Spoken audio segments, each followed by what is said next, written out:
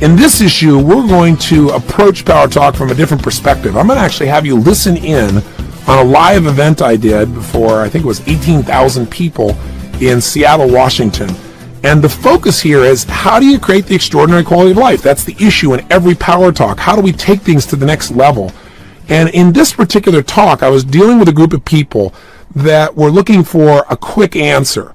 And when I was looking at this quick answer, I tried to explain to them that the ultimate answer to an extraordinary quality of life is really understanding that the people who have what they want in their life are not people who don't have tragedies or don't have pain.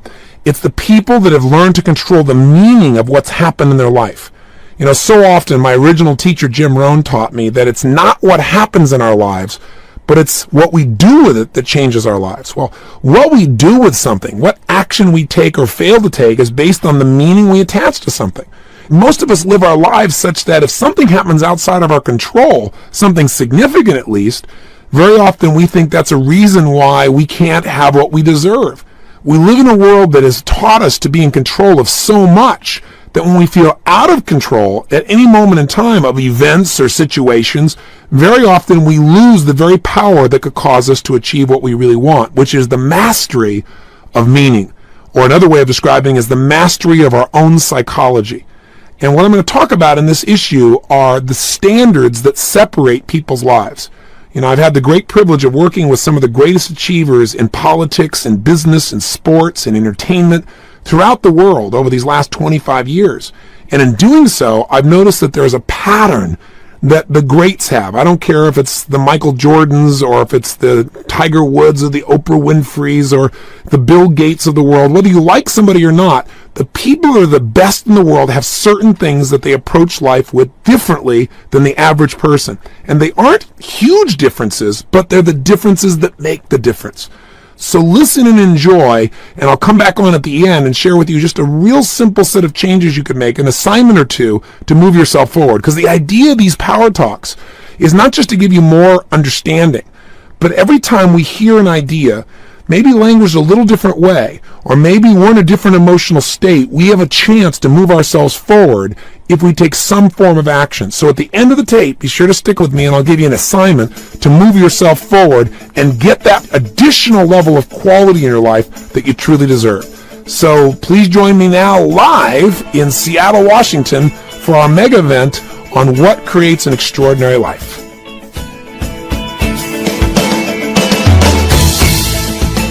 What creates an extraordinary quality of life? Does money do it? Do you know people have lots of money are still not fulfilled? Yes or no? Absolutely. People have tons of money that kill themselves. Does having a great relationship guarantee you'll be happy? Yes or no? Can somebody love you and you still not feel loved because you don't love yourself? Absolutely. Does having a great job guarantee a great quality of life? No. Does living in a great city guarantee a great quality of life? Absolutely not. The only thing that guarantees a great quality of life is a great psychology, a great mindset, because here's life. We can't control all the events, right? But we can control what they mean to us.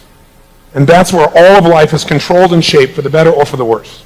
How you feel right now today, whether you feel depressed, excited, happy, whether you're looking at me going, who is this idiot with these big teeth? I've seen him sometime between the spray-on hair and the haircut thing. I know he's in there somewhere.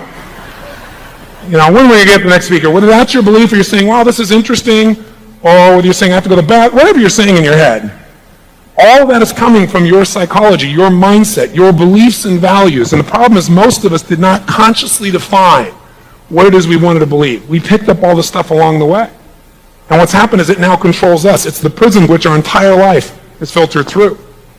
And so what we want to maybe do today is start to look at what some of those are that empower us so we can use more of that. And maybe look at some of the things that we know disempower us, but we haven't really changed, and maybe make some real decisions today.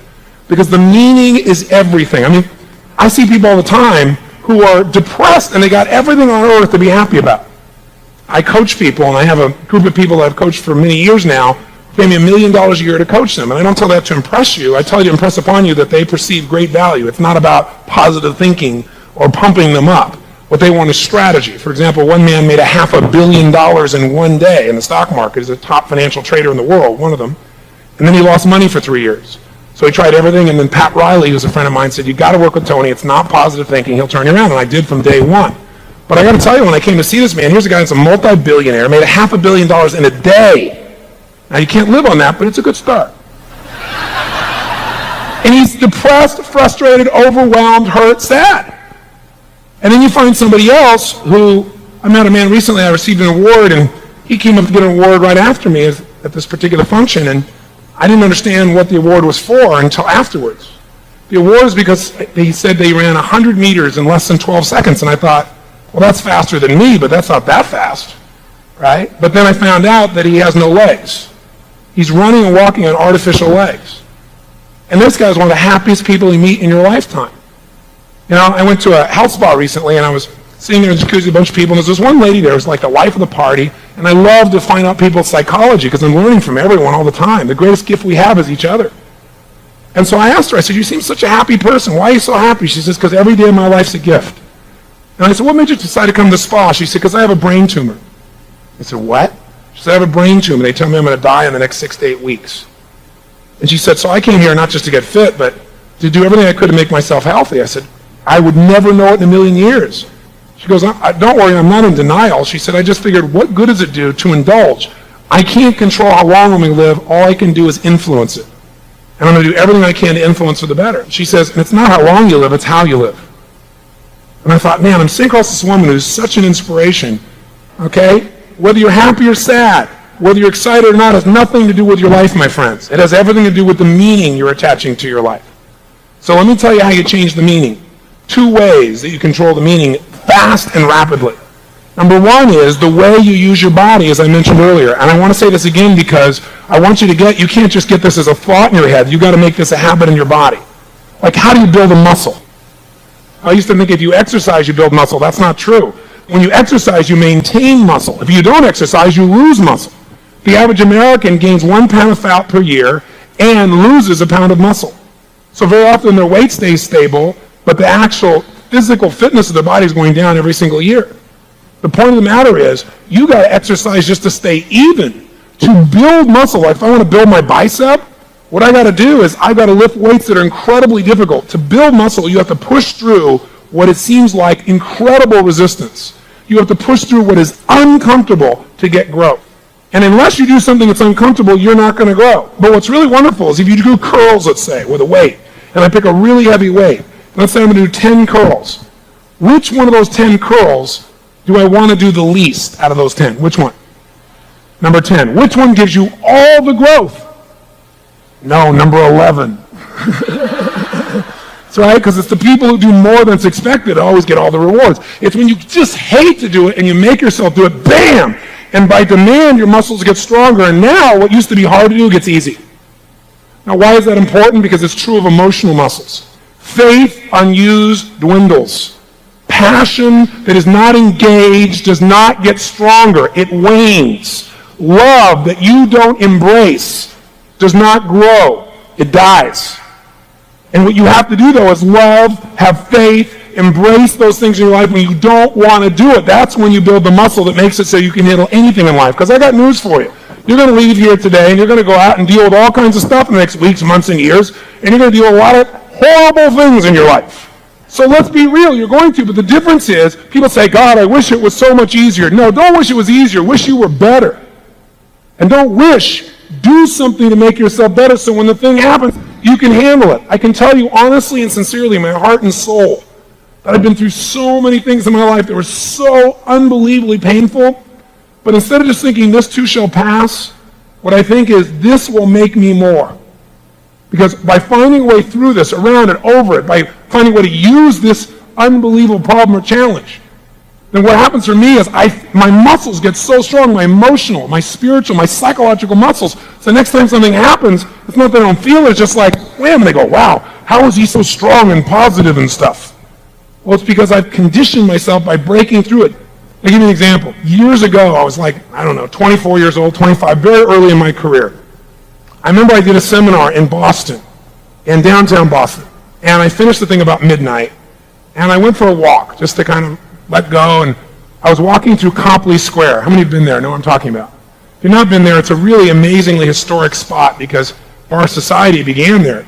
And you got buildings that have been around since before the U.S. was the United States, and you've got modern buildings right next to it. It's really an amazing place. So I'm walking through and kind of absorbing the history and feeling grateful to God for what I get to do for a living here at this young age, and just really, really happy and fulfilled. And in the distance, there's nobody in the streets. It's after midnight. In the distance, I see this figure kind of wandering back and forth between the gutter and the sidewalk. And the guy's kind of staggering. And so as I get closer, I can smell him. And he's all disheveled, and it's obvious he's not washed. And as he's closer, I'm thinking, he's drunk, and he's going to beg me for some money. And sure enough, as you focus, right, it occurs. So he looks at me and says, "Mister, could you loan me a quarter?" And I looked at him, and he was so beat up looking. I felt such compassion for him, and I thought, God, I'm going to give him some money. But another part of me said, I don't want to reward this behavior. But then another part of me said, yeah, but I don't want him to suffer. So I thought for a second. I said, well, is that all you want is a quarter? He looked at me and went, yeah, just one quarter. One quarter changed my whole life. One quarter. I said, are you sure? He said, yep, 1 quarter. So I reached in my pocket, and I pulled out my money clip, which in those days, I had been poor before, so I always carried a big money clip, and I always had $100 bills on the outside, so I felt rich. Right? So I pulled this thing out, and I made sure he saw it. And I was fuddling through it, trying to find some change caught up between the bills. Right? And he's looking at the bills. He looks at me, looking at the bills, and then finally, I found a quarter, pulled it out, looked at the bills, he looked at them, put it in my pocket, took the quarter, and as I started to move towards him, I saw him look at my pocket, and I said to him as I handed him the quarter, life will pay any price you ask of it. I'll never forget. He stood there, and he stared at me. And then he looked at my pocket. Then he looked at the quarter. Then he stared at me. Looked at the quarter, looked at my pocket. Looked at me again, looked at the quarter, looked at my pocket. Third time he looked at me and went, "You're weird." And he stumbled on off. And that was it. And as I watched him wander on out, I thought to myself, what's the difference between him and me? We live in the same country. You know, we both, I'm sure, experienced massive pain and disappointment and hurt and injustice. But he's 60 years old living in the street begging for quarters, and I get to live the way I get to live. And I thought, well, maybe it's because I'm blessed because I'm such a good person. That's a real elitist belief system. That's garbage. And I thought, you know what the difference is? The difference is what I told him. I believe life would pay any price I asked of it, if I asked intelligently. And asking intelligently doesn't mean you go and beg. In the Bible, it's got an amazing formula. It says, ask and you shall. It didn't say whine and you will receive. And I know it didn't say ask intelligently, but I'm sure that's what God meant. I'm sure he didn't mean complain until you succeed. And I don't think that's what it was. I think it is in order to ask intelligently, you have to demonstrate you mean it. And the way you demonstrate you mean it is you demand more from yourself. You don't just try and get something from somebody else. You try to give at a level that makes you deserving of receiving. And that giving is when you hold yourself to that standard. I got a question for you. What's the difference between a Mother Teresa, God rest her soul, a Nelson Mandela, a Bill Gates, an Oprah Winfrey, a Michael Jordan, and the rest of the world? Well, they're all leaders, right? Isn't that true? Mother Teresa, here's this little woman this tall who had no money, didn't know how to use a computer in the computer age, and yet when she died, every major leader of the world was there at her funeral. 250,000 people came down to watch her casket go by. People all over the earth mourned the loss of one of the world's great souls. She had no traditional education, but she had a heart. And she had a standard for herself that no one has matched in that area. She swore that as long as she lived, no one within the range of her influence would ever die again without dignity and love. She went into leper colonies in a country where those people are considered a different caste and you didn't even communicate with them. And therefore she was beloved. What separates those who are the best on earth and others is not skill, it is not ability. It is a psychology of standards. It is that they are unreasonable people. They have unreasonable demands they make on themselves. I don't believe in this whole thing of don't sweat the small stuff, I got to tell you. I'm sure the person who wrote that, I'm respectful, and I've even used that phrase. I think it's appropriate when you start making yourself frustrated over stupid things, but some people are taking that to, it's all small stuff. And I got news for you. No, it's not. If your whole life's small stuff, then why are you here? Your children are small stuff. Love is small stuff. Your spiritual beliefs are small stuff. Your capacity to build a business is small stuff. I don't think so. But if that's what you adopt as a way to just escape frustration, then what you create for yourself is a life of no significance and no meaning. And that's how most people live. Most people live in a place I call no man's land, where they're not really happy, but they're not unhappy enough to do anything about it. The people that govern the world are not reasonable people. Reasonable people go, come on, get real. You can't do that. No one's going to believe in that. No one's going to do that. No one's going to listen to that. Give me a break. Stop this stupid thinking. That's been told to everybody from Edison to Einstein, from Bezos, right, to Gates. Anyone who's had an idea, they've all been seen as crazy. But see, what's unbelievable about them is they weren't reasonable, because the reasonable person is always adapting to the world so they'll fit in. The unreasonable person adapts the world to themselves by adding value. And the way they do it is not by demanding from society, but by delivering and demanding of themselves. If you ask me, I've had the privilege of coaching some unbelievable people, many of which became very good friends, some of which have passed away. Princess Diana, Mother Teresa being two of them. But of all the people I've met, it'd be hard between Mother Teresa, but all the living people I've met and had a chance to work with, Nelson Mandela is the most amazing human being I've ever met. Can you imagine someone taking 27 years of your life away from you and imprisoning you falsely, and you coming out and saying, hey, no problem. Let's work together. Let's make the country great.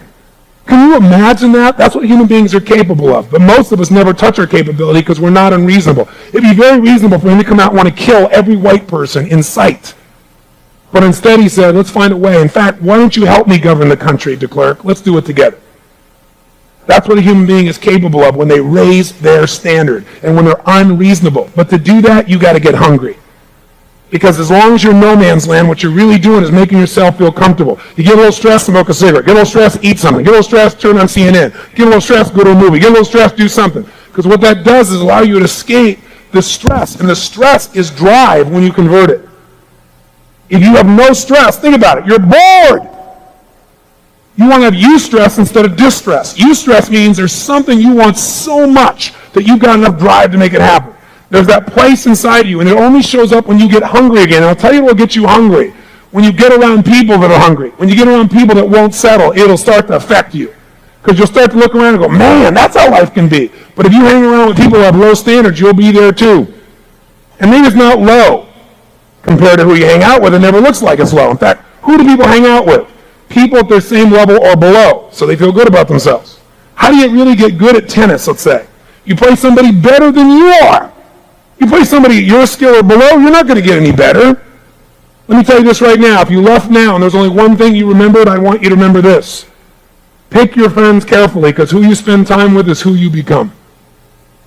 Who you spend time with is who you become. Those boys that went and blew up the school had the wrong group of friends, that's for sure. Because they reinforce each other at the worst level. And the people that succeed in my own life, I've been blessed. I've sought out people who have unbelievably high standards and put myself in an environment where I couldn't turn back. Because people all get what they must have. I would say to you, my friends, that right now you're earning exactly what you must earn. Not what you want to earn. Not what you like to earn. Not what your goals are. You're getting your must. You're getting your standards. Your relationship right now is as intimate as it must be, or you're leaving it. That's it. This is your only must. People always get their must. So when I say you want to change your life, I'll tell you in one sentence, raise your standards. I know that sounds stupid and boring, but it's the truth. That's it. I asked Jordan the very first time I got to work with him, I said, tell me, Michael, what has made you better than anybody else on earth in this game? Is it skill? Is it ability? Is it God-given talent? What is it? And he looked at me and said, Tony, he said, I appreciate the compliment. He said, I think I can tell you the truth and you're not going to question it. I'm not saying I don't have a ton of skill. I do. He said, but it is all, every bit of it is standards. He said, every day I demand more from myself than anybody can expect of me. I don't compete with anyone but my ultimate ability, and I don't wait for someone else to raise my standard. When I walk on that court, my standard is I own it. And he said, I didn't have the skill in the beginning. He said, I got cut from my high school basketball team. I didn't make it my sophomore year. Coach cut me. He said, kid, you got lots of skill. You got no heart. You got no standards. You're relying on your skills, and skill is not enough. You're out of here. He begged him to be on the team. The coach said, I'll tell you what, if you come every morning and work out with me, 6:30 a.m. before school for this year, I promise you you'll be the most skilled player, but more importantly, you're the most disciplined player, and I'll guarantee you a spot on the team, but more importantly, I guarantee you you'll be a star. Michael did that. Most people don't know. Hunger. Michael became a megastar when he lost to Detroit for the third time. And he was crying on the bus. He's sitting there crying because he felt like they stole his pride, Detroit Pistons. Again, they hadn't made it. He was mad at everybody else, saying they didn't give enough heart. And he said, you know what? I will never go home like this again without the trophy. Never. That day, he said, this summer, I'm going to lift weights. I'm going to dash out with more power than I've ever had in my life. And we all know the story of that. 3 in a row, leave, 3 in a row. I mean, very few people in sports history have done that. It's standards. That's it. So here's what I mean by standards. First key to change your life, raise your standards. Here's what it means. Turn your shoulds into musts. Because everybody's got a list of shoulds, don't they? You know, I should lose weight. I should go on a diet. I should spend more time with my kids. I should be more loving. I should make more phone calls. I should. People don't actually change anything. They just what I call should all over themselves. You don't want to should all over yourself, right? You want to create results. And those results come when you raise your standard. You got to turn the shoulds into musts. So let me tell you the secret to life. I know the answer. Here it is. Are you listening? Are you listening? Yes. Are you listening up there? Yes. Are you listening over there? Yes. How about you people straight all the way in the back? Yes. Fantastic. Here's the secret to life. I told you it's standards, right? But let me tell you which standard will give you all the rewards. Think of it this way, metaphorically. When you do a poor job at something in life, what kind of rewards do you get for doing a poor job? I used to believe that if you did a poor job, you got poor rewards. That's not how it works. Today, in this society, if you do a poor job, you get pain.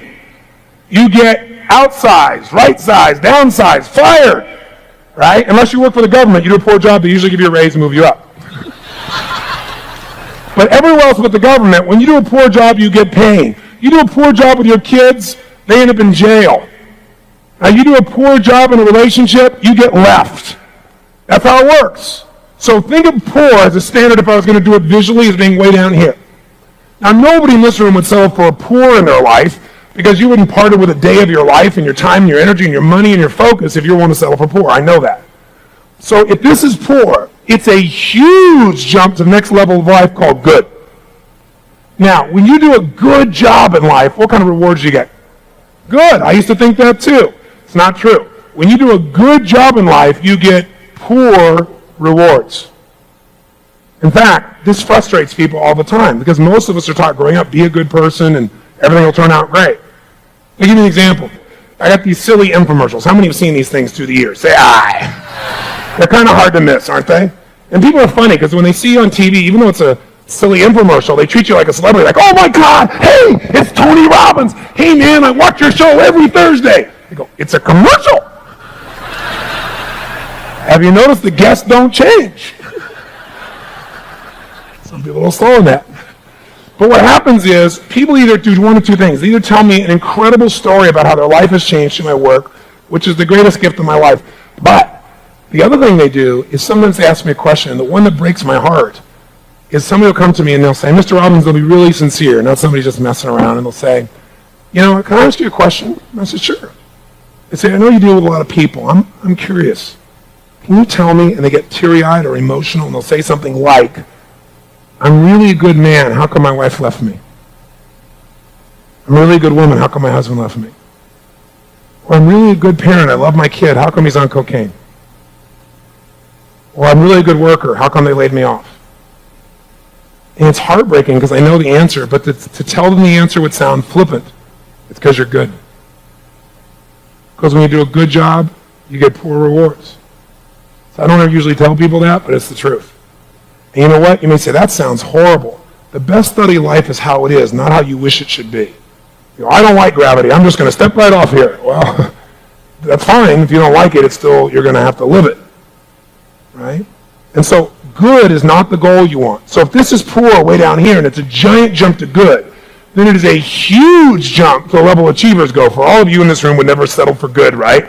All of you achievers in this room, you're out there trying to make it happen at the next level. You're all going for excellence. How many are committed to excellence? Say I. And when you are really excellent at something, what kind of rewards do you get?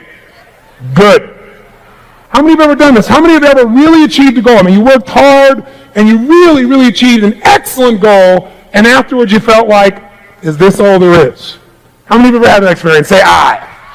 You know why? Because you were excellent. You know, I wasn't just good, I was excellent. I was one of the very best. I did this, I did that. You worked so hard. You're not just good, you're way up there. But you get mediocre good rewards. That's how it really is. You go, well, how many levels are there? There's only one more level. If this is poor, giant jump to good, huge jump to excellence, all the rewards are only a quarter inch above excellence. All of them. They're for the people that don't give up and don't settle for excellence. It's just a little bit higher, and it's a level called outstanding. When you are outstanding, when you stand out from all the rest, you get all the rewards, all of them. And it's totally unfair, and I love it. It's totally unfair. Let me tell you why I love it, because it's like life. Life is unfair, isn't it? Now, why would we as a culture, and it's not just us as a culture, it's around the world, why have we set up the system where we reward people who are outstanding massively disproportionately to achievers who are excellent? I mean, think about it. You know, you look at a sports star who makes $100 million for a couple of years, 3, 4, 5 years, and a school teacher makes $38,000 a year. But you know what's interesting? Whether they use it properly or not doesn't matter. That person has more influence because they generate more people's jobs, opportunities, and behaviors. More people were employed by Michael Jordan in Chicago than almost any single person because of what he brought to that city. So he was worth it. Fortunately, in Michael's case, he used his influence in a positive way for most of society. He really wanted to serve and work to make a difference as well, not just go off and take care of himself. So he was one of those unique heroes that really did both. But he was outstanding, and he was rewarded disproportionately to anybody else. You know what's interesting? The difference between outstanding and excellent is just a tiny thing. In a horse race, it's a millisecond. The winner of the horse race gets everything. Number 2 gets a little, number 3 gets nothing. Or better yet, the Olympics. How many of you, first of all, how do you get to the Olympics? Can you get to the Olympics by being good, yes or no? No way. Can you get to the Olympics by being excellent? You cannot get to the Olympics by being excellent. You got to be totally what? Outstanding is the only way you get there. And if you get the Olympics and you're totally outstanding, you stand out from all the rest, 6 billion people on the planet take 2 weeks to watch you and marvel. Because everyone wants that, because everybody has that somewhere, and seeing it in someone else tends to stimulate it. The reason we as a worldwide culture reward people at an outstanding level disproportionate is we want to get as many people there as we can, because when they get there, they raise the standard for the rest of us. Think about it. Edison, corny example. Why aren't we smelling smoke right now? Because we got lights. Where do those lights come from? Somebody who was so outstanding. He had to go through all the frustration, all the rejection, all the things that usually stop people. 10,000 experiments before he finally created the incandescent bulb. And now we have the benefit. Because he was outstanding, we all benefit. Every 4 years in the Olympics, every 4 years, we think human beings have run the fastest they can run, jumped the highest they can jump, thrown the furthest they can throw, and every 4 years they do more. How is that humanly possible? Remember when a 4-minute mile was impossible 4,000 years? All that was changed is one man raised his what? Standard. He didn't make it a should, he made it a total what?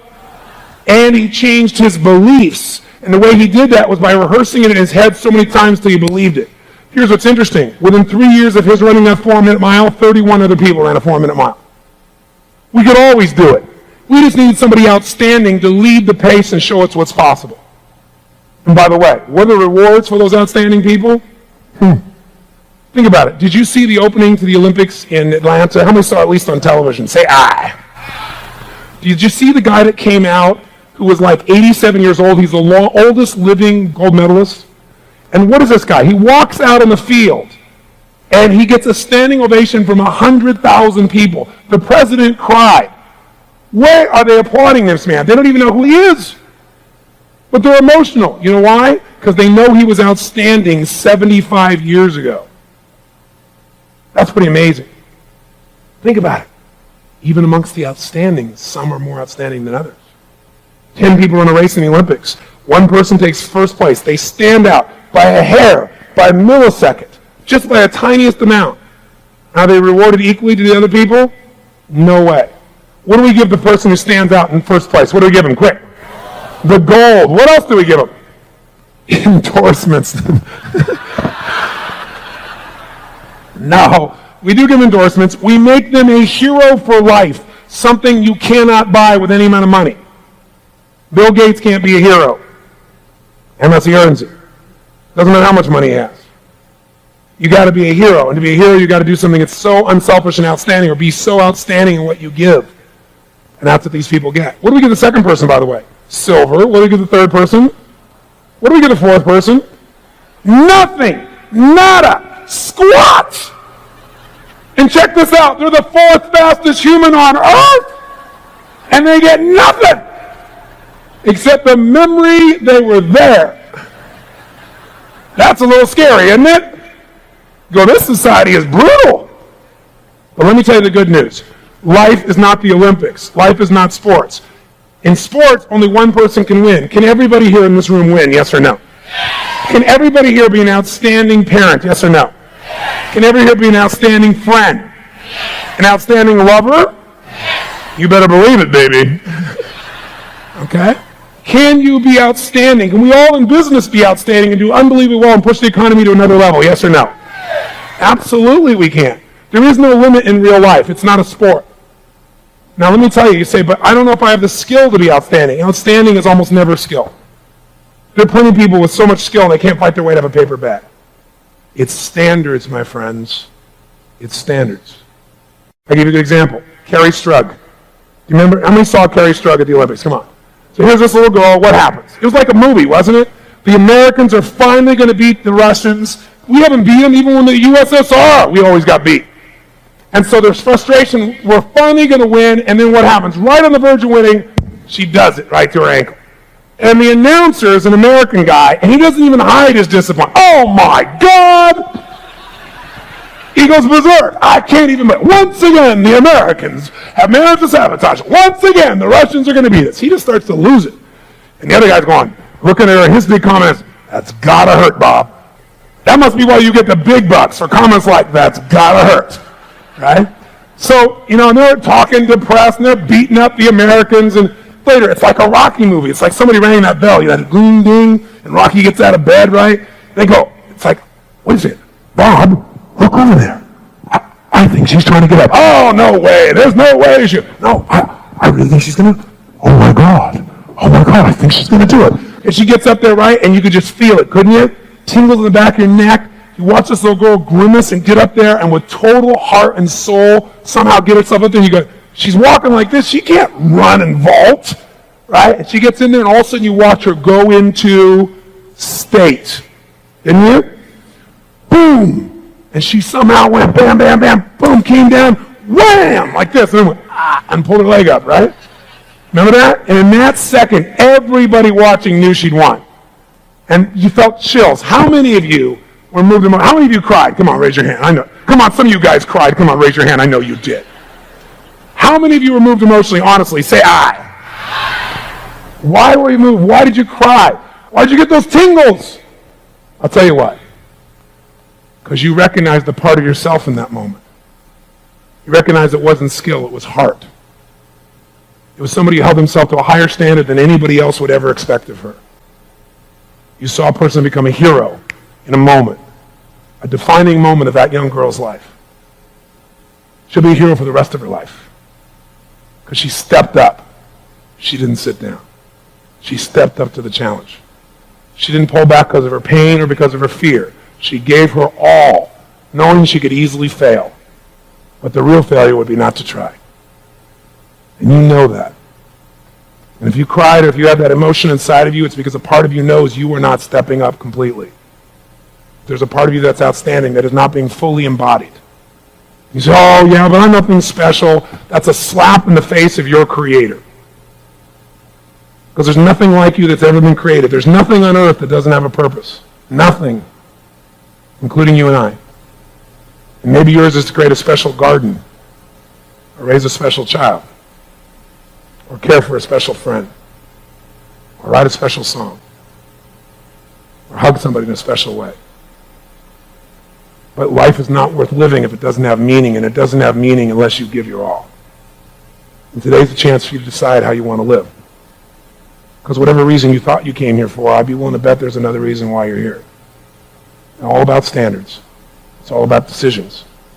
And if you decide to play at a different level when you leave here, it won't be because of some stupid Tony Robbins guy or 50 other speakers. It's because you were drawn to an environment in which it was time for you to call yourself to the next level so you could have the fulfillment and pride that comes from giving your all. Because people talk so much about self-esteem these days, I can't stand it. Oh, I don't have any self-esteem because my mother always said... So did mine. I just didn't listen. You didn't listen to them most of the time.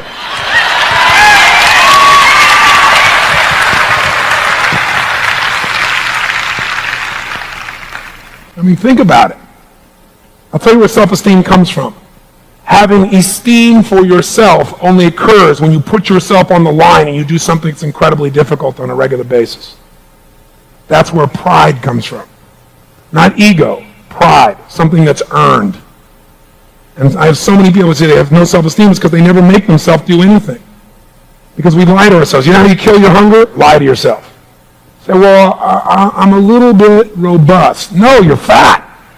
I used to say that. I used to go, I'm big boned. Big boned? My butt was bigger than Chicago. That's what I was.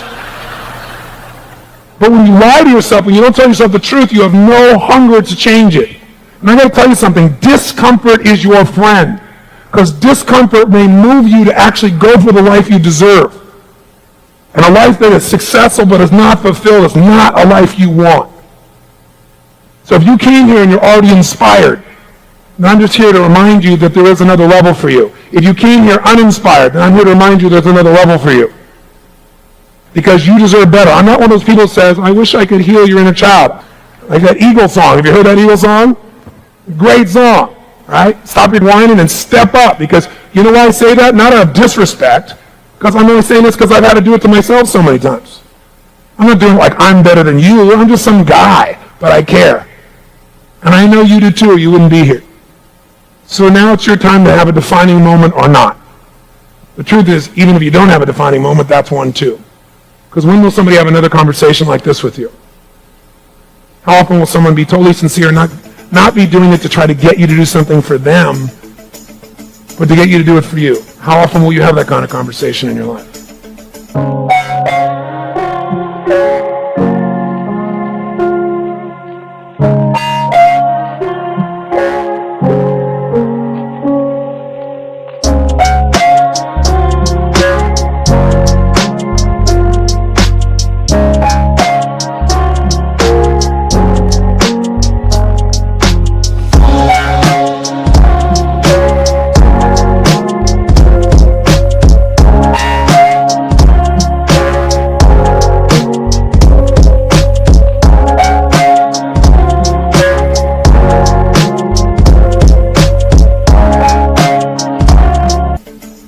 Conversation doesn't change lives, decisions do. If you decide, you can have what you want.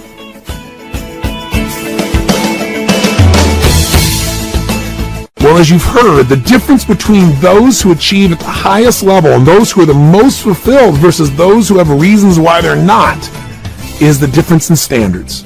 And if you're willing to commit to be totally outstanding, then you've really got to get yourself to turn those shoulds into musts. And as I've already said in this talk, everybody's got a list of shoulds. I should go on a diet. I should spend more time with my kids. I should follow through on that business idea. But most people don't follow through. They just should all over themselves, and we want to stop that right now. So here's your assignment, very simple, to get momentum going. Very often what I do in a live seminar is I'll take out a book and I'll put it in somebody's hand and I'll say, now I want you to let go of this book when I tell you now, and it shouldn't hit your legs. And invariably I say, let go, and it hits their legs. And then I take out a giant squirt gun and I put it to the guy or lady's head and I say, now, when I say let go, if this hits your legs, I'm going to blow your brains out. let go. And invariably, they find a multitude of other ways to make certain that this doesn't hit their legs. And I can do it 5 or 6 times and take away all their options, and they still go figure out how to not have it hit their legs. And the reason is because it's a must. So the secret to life is having higher standards than anyone else, turning your shoulds into musts. So here's your assignment out of this quick power talk. 1, make a list of 2 things that have been shoulds for you that are negatively affecting your life because you're not following through. Pick one from your business life and one from your personal life. Maybe one of those is, in your personal life, for example, is it's a should not to lose your temper with your children, but you do, because you get overwhelmed by your work assignments and the challenges, etc., and then you feel bad about it afterwards. You've got to make that a value within you that is a must never for you. So what you got to write down is, what is this thing you're going to change from a should to a must? That's number 1. And number 2, why must you change this now? Why will you never go there again? What kind of person would continually do that with their own children? And write it in a way that is so powerful and potent that if you were to read it, you would never allow yourself to go there. Then the third step is, once you've figured out what it is you're going to turn from a should to a must in your personal life and in your professional life, 1 for each. Secondly, once you describe why this must and will change now, the third step is, what 2 actions are you going to take immediately that will commit you to following through on this commitment, that'll make it a must? So for example, maybe one is a small action, an action like you're now going to publish this commitment of yours in the house, framed for all your kids to read and for your wife or husband and everyone else to see that this is how you're going to live, and to violate this means you would be this kind of person. This is known as leverage. Some people can walk by and say, what's this mean? Is this who you really are? If you put that kind of leverage in, you're going to follow through, and it's not going to be a should anymore. It's going to be a must for you, because you know this is your standard and you've committed to everyone.